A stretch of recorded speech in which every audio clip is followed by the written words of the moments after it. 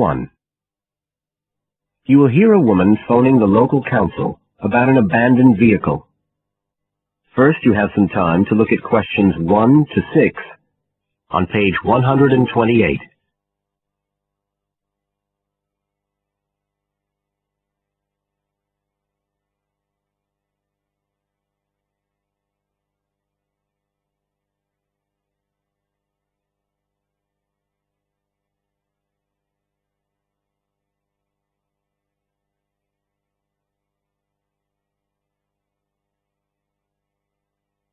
You will see that there is an example which has been done for you. On this occasion only, the conversation relating to this will be played first.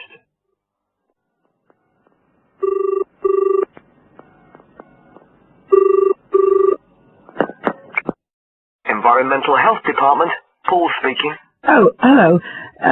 I wanted to report a vehicle that's been left parked near where I live. I think it's been abandoned. I wondered if the council could arrange to get it towed away. Have I got through to the right department? Yes, you have. If I could just take a few details. Your name, please? Mrs. Shepherd. Thank you. The caller's name is Mrs. Shepherd, so Mrs. Shepherd has been written in the space. Now we shall begin. You should answer the questions as you listen, because you will not hear the recording a second time. Listen carefully and answer questions 1 to 6.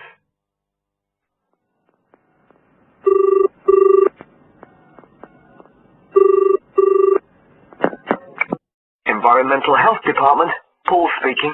Oh, hello. I wanted to report a vehicle that's been left parked near where I live. I think it's been abandoned. I wondered if the council could arrange to get it towed away. Have I got through to the right department? Yes, you have. If I could just take a few details. Your name, please? Mrs. Shepherd. Thank you. It's not my vehicle, though. I just thought someone ought to report it. No, that's fine. What I need to do is take some details first, then we can decide what to do about the problem. Oh, I see. So the next thing I need to know is your address. Right, it's 41 Lower Green Street. Yes? Barrowdale. And the postcode's WH4 5JP. Fine. And if I could just ask for a telephone number. It's 01778 552387. I'm out quite a lot, but you can just leave a message on the answer phone if you need to. Or I could give you my mobile number. That's all right, don't worry. Now, could you tell me a little more about this vehicle? You say it's been abandoned. Well, it certainly looks like it. Can you give me an idea of where it is? Yes, it's near the main road that goes through Barrowdale. Is that the A69? Yes, that's right.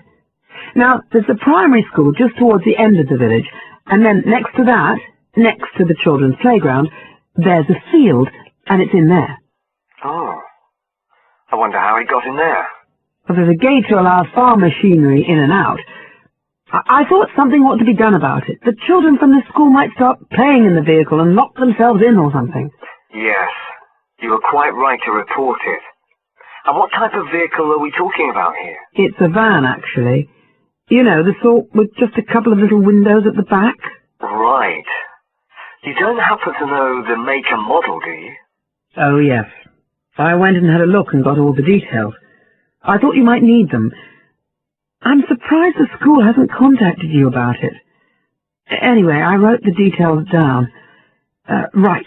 It's a Catala, and the model's a Flyer 2000. Is that Flyer?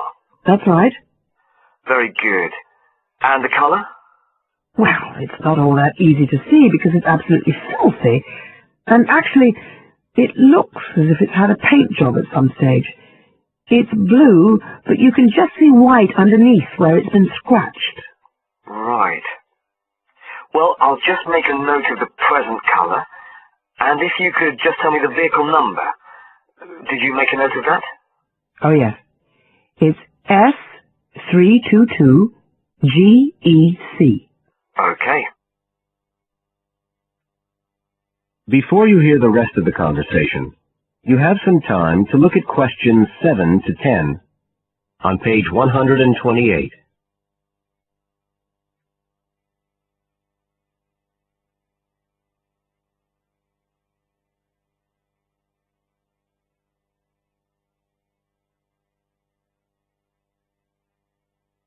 Now listen and answer questions 7 to 10. And it sounds as if the general condition of the vehicle isn't too good, from what you say. No, it's pretty poor. It wouldn't be drivable. It's got a flat tire and there's a crack in the windscreen. I reckon someone just wanted to get rid of it. That's usually the way. It's been there for nearly a week. No, it must be 8 days. I remember it was a Sunday morning when I noticed it. It wasn't there the day before. I walked past it most days on the way to the shops. I'd have thought the school would have reported it. Does the field actually belong to the school? No, it's part of Hill Farm Estate. Right. I'll just make a note of that. And I don't suppose you have any information about who might own the vehicle? No, I've no idea. So what will you do now? Well, we'll come and have a look and see if we can trace the owner. And if we can't, the vehicle will be removed as rapidly as the law permits. It could be anything up to 20 days. One thing I should say, I'm quite sure this doesn't belong to anyone round here. I'd definitely recognize it if it was from someone who lived here. So you don't think it was anyone local? Right.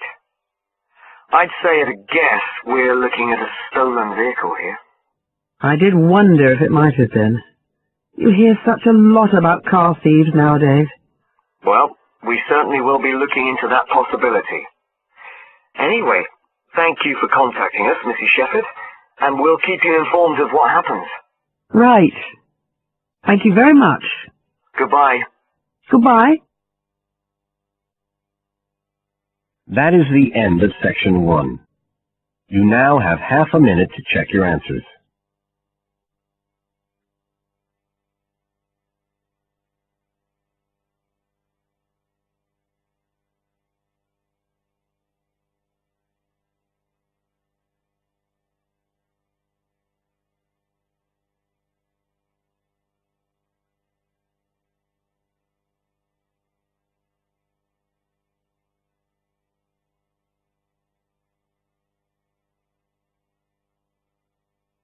Now turn to section 2 on page 129.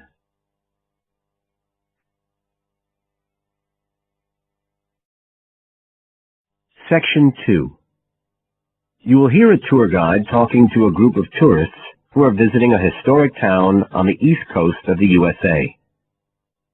First, you have some time to look at questions 11 to 17 on page 129.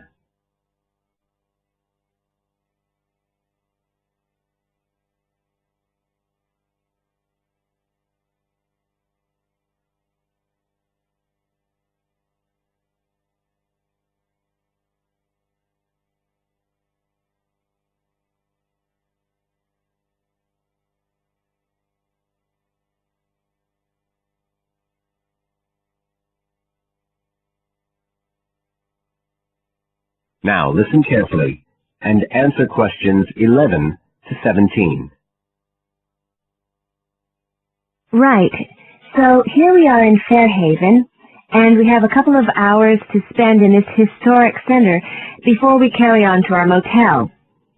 And as you'll know from the itinerary of our trip, we're visiting Fairhaven because of its historical links with a man called Manjiro Nakahama. So I'll begin by giving you a brief overview of his life, and then you can explore the town at your leisure. Well, Manjiro Nakahama, as he was then known, was born in 1827 in a village by the sea in what is now Tashishima-zu in Japan. And like many people in that town, he became a fisherman when he was just a youngster. One day in 1841, when he was just 14 years old, he and some others were fishing far off the coast of Japan when they were caught in a storm and shipwrecked on a small deserted island. They had to wait for 6 months before they were rescued by an American whale ship that had stopped at the island by chance. 4 of the 5 Japanese were put ashore in Hawaii, but Manjiro had become friends with the captain, William Whitfield, who came from the town of Fairhaven, where we are now, and he chose to remain aboard and to return with the boat to the USA. So Manjiro unwittingly became the first Japanese ever to set foot on American soil. He came back right here to Fairhaven with Whitfield and stayed with the Whitfield family, who paid for his education here in the town. He studied mathematics and geography, as well as shipbuilding and navigation. But he missed his mother and his own country, and eventually he went back to Japan, where he had a responsible position as a university teacher, and also served an invaluable role as interpreter during the initiation of relations between Japan and the United States in the middle of the 19th century. But the most interesting thing is that the links between Toshishimizu and Fairhaven have remained and grown stronger over the years, in spite of the distance between them. And in fact, the 2 places now have the official status of sister cities. Both places are ports, so in fact the inhabitants have a lot in common. There have been a number of visits by the inhabitants of Toshishimizu, in particular at the time of the festival, which is held every 2 years here in Fairhaven to celebrate the life and achievements of John Manjiro. It takes place in the fall, and there's an ever-growing program including drumming, singing, martial arts, and stalls selling Japanese and American food. So if you're going to be in the region around then, it's really worth a visit. Before you hear the rest of the talk, you have some time to look at questions 18 to 20 on page 129.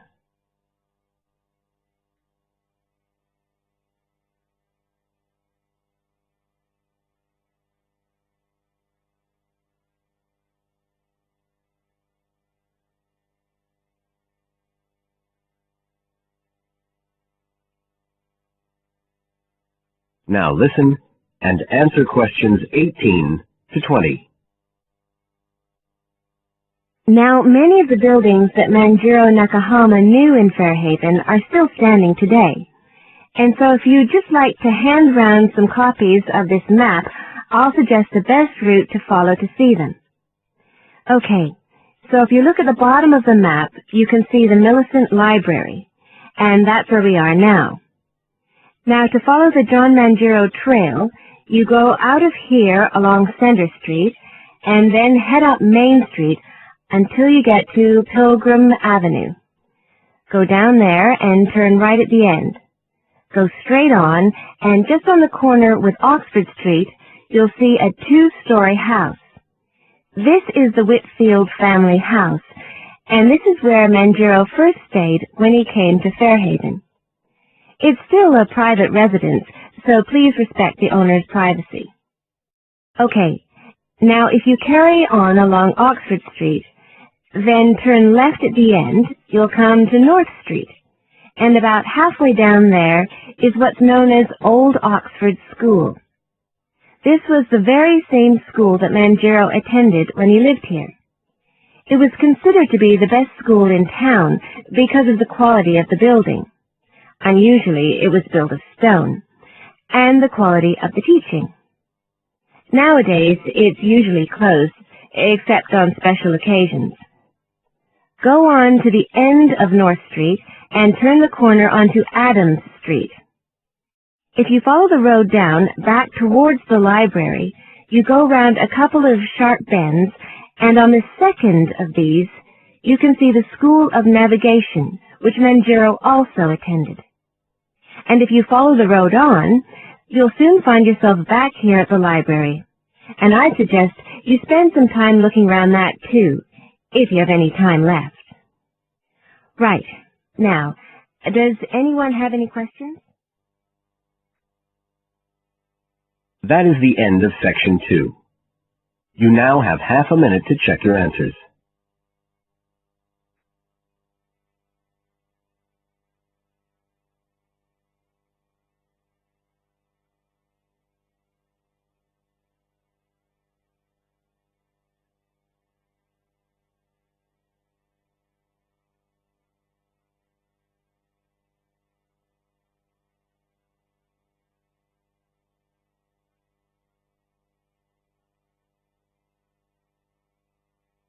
Now turn to Section 3 on page 130.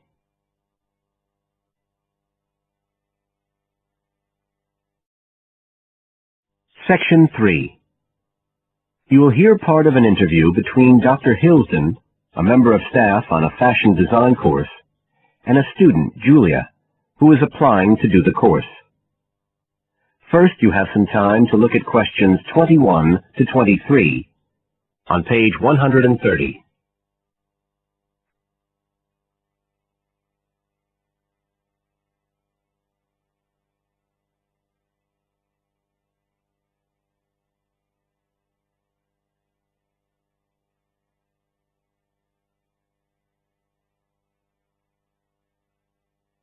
Now listen carefully and answer questions 21 to 23.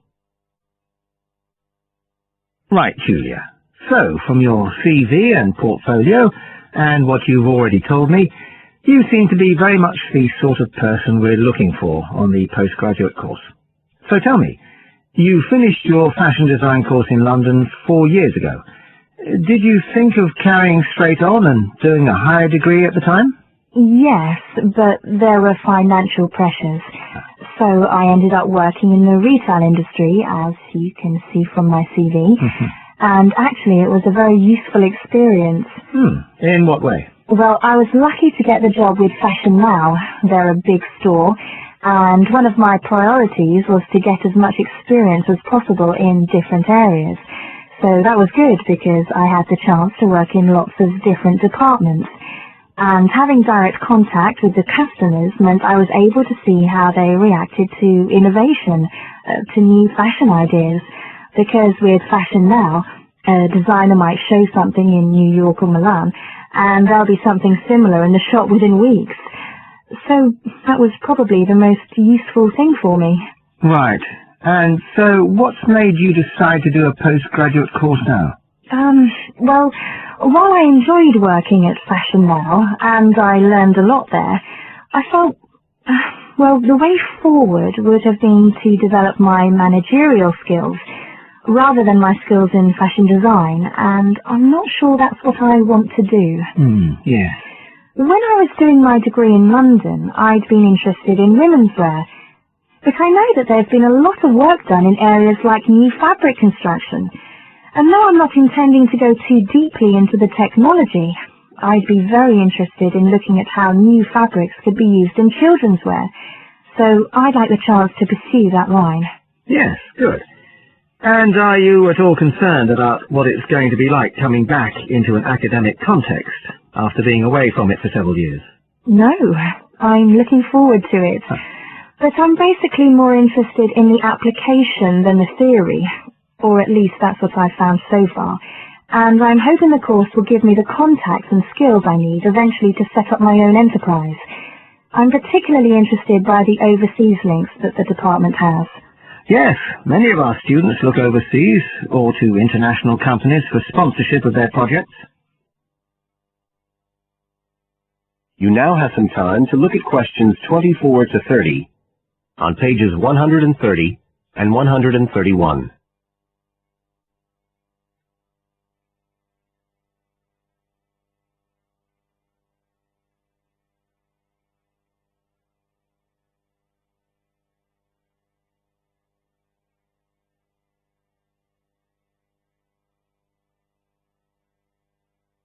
Now listen and answer questions 24 to 30.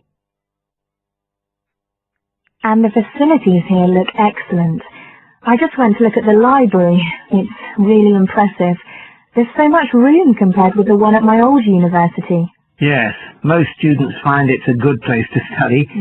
And there are link-ups to other universities, of course, and all the usual electronic sources. The staff run an information skills program, which we recommend all postgraduates do in the first week or two. Design students find these special collections particularly useful. Yes. Then we have a separate computer centre, which has its own academic coordinator, Tim Spender. He's got a background in art design, and the ethos of the centre is that it's a studio for innovation and creativity, rather than a computer laboratory. Oh, right. I liked the study spaces where students can sit and discuss work together. Very useful for joint projects. We always had to do that sort of thing in the cafeteria when I was an undergraduate. And I read in the brochure that there's a separate resource for photography.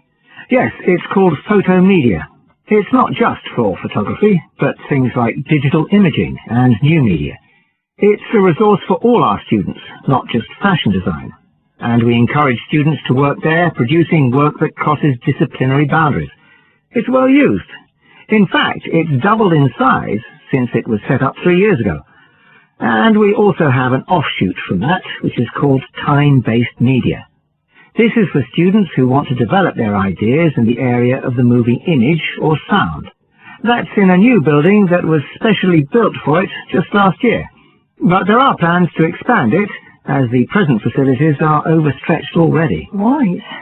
Now, is there anything you'd like to ask about the course itself? I know it's a combination of taught modules and a specialist project, but how does assessment fit in? Well, as you'd expect on a course of this nature, it's an ongoing process. The degree course has 4 stages, and there are what we call progress reviews at the end of each of the first 3. Then the final assessment is based on your project. You have to produce a report, which is a critical reflection on your work. And is there some sort of fashion show? There's an exhibition. The projects aren't all focused on clothes as such. Some are more experimental, so that seems more appropriate. We ask representatives of fashion companies along, and it's usually well attended. Right. And another thing I wanted to ask. That is the end of section 3. You now have half a minute to check your answers.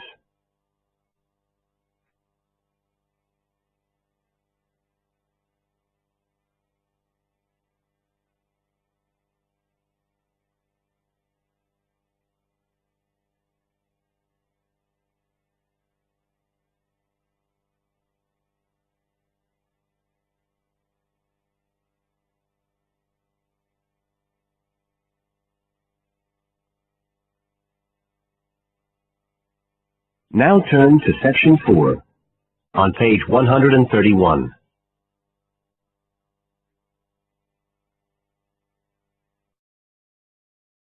Section 4.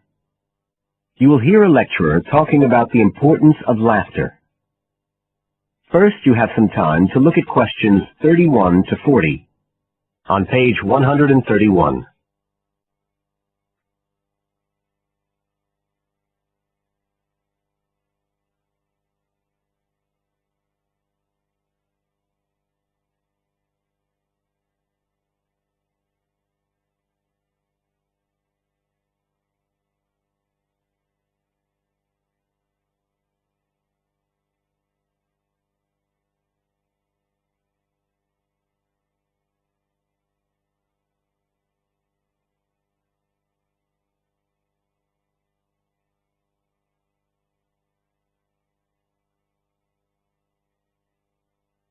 Now listen carefully and answer questions 31 to 40.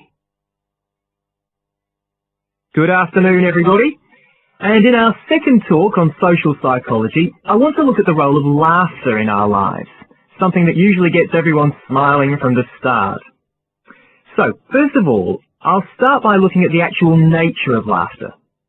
Well, when someone laughs, you've got movement of the muscles of the face and the chest, and you've got sound formed when the air's forced out of the body as part of this process. So we're talking about a physical activity. But obviously other things are involved as well, and this is where it gets more complicated. Laughing isn't something that you normally decide to do, so it's not voluntary behaviour like ordinary speech. Instead, it's regulated by our instincts, rather like the singing of a bird or the roaring of a lion. And once you start to laugh, it can be quite hard to stop. That's not always under your conscious control either. But why do we laugh? Because we find something funny, most of us would say. But in fact, it appears that laughter has little to do with jokes or funny stories. Only about 10% of laughter is caused by things like that. One suggestion is that human laughter may have originally started out as a shared response to signal relief at the passing of danger. And it's true that even these days, laughter is rarely an activity carried out by an individual on his or her own. In fact, people are 30 times more likely to laugh when they're with other people than when they're completely alone. Laughter still seems to be a kind of social signal. It occurs when people are in a group and they're comfortable with one another. And it seems likely that laughter can result in the creation of bonds between the people in the group. And it's precisely because of this social aspect of laughter that people like public speakers and politicians often try to get their audience to laugh. It encourages their listeners to trust them and to connect with them. But this kind of thing, controlling the laughter of a group that is, indicates that there's a link between laughter and power, and this is supported by several studies that indicate that bosses use humour more than their employees. And research has also shown that female listeners are likely to laugh much more if the speaker is male, so it appears that there are gender issues associated with how much we laugh. I should also point out that laughter can be used as a negative signal as well as a positive one. I think we've all probably seen evidence of a group using laughter to exclude someone, to emphasize that they are not accepted. So it's not always a positive type of behavior either. So what all this goes to show is that laughter is a very, very complex issue.